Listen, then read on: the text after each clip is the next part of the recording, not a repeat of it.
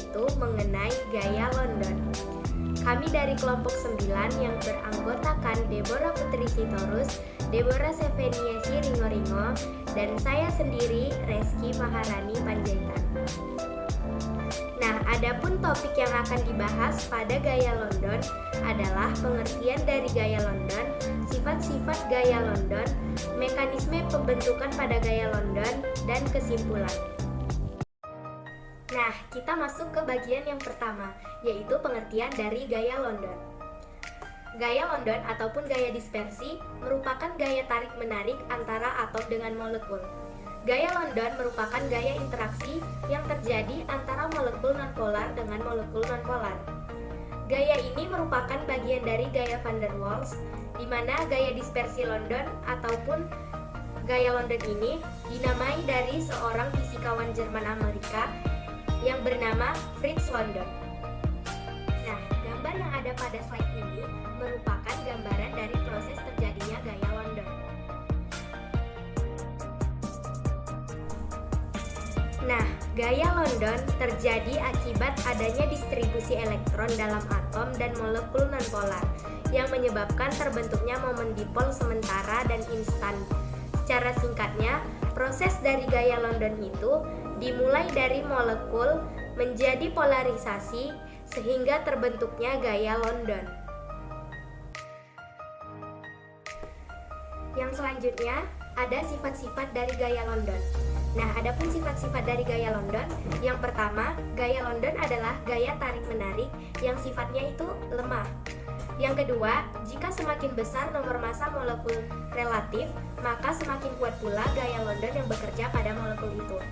Yang ketiga, molekul yang mempunyai bentuk memanjang seperti rantai yang lebih panjang lebih mudah mengalami polarisabilitas dibandingkan dengan molekul dengan bentuk yang rumit seperti bentuk bulat ataupun simetris.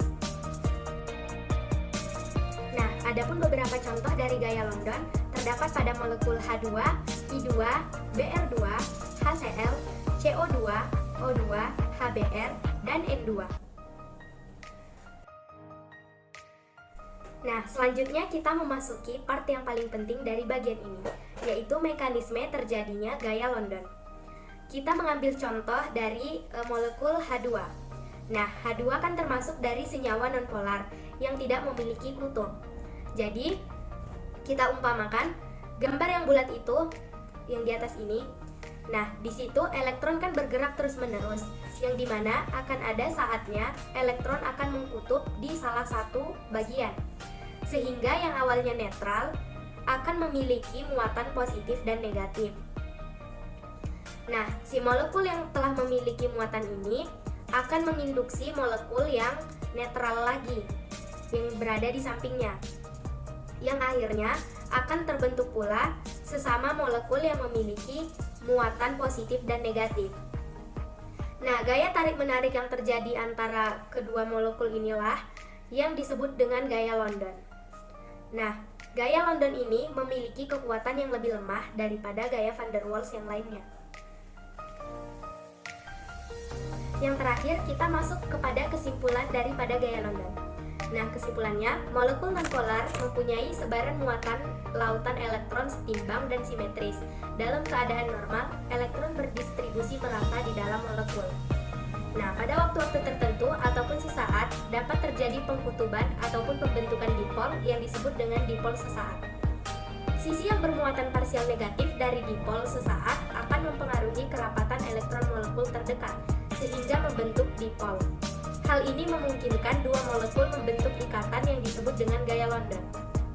Nah, gaya tarik-menarik ini hanya berlangsung sesaat dikarenakan dipol sesaat dan terimbas muncul mengikuti fluktuasi elektron. Mungkin cukup sekian pembahasan dari gaya London. Kurang dan lebihnya kami mohon maaf. Saya pamit undur diri. Terima kasih.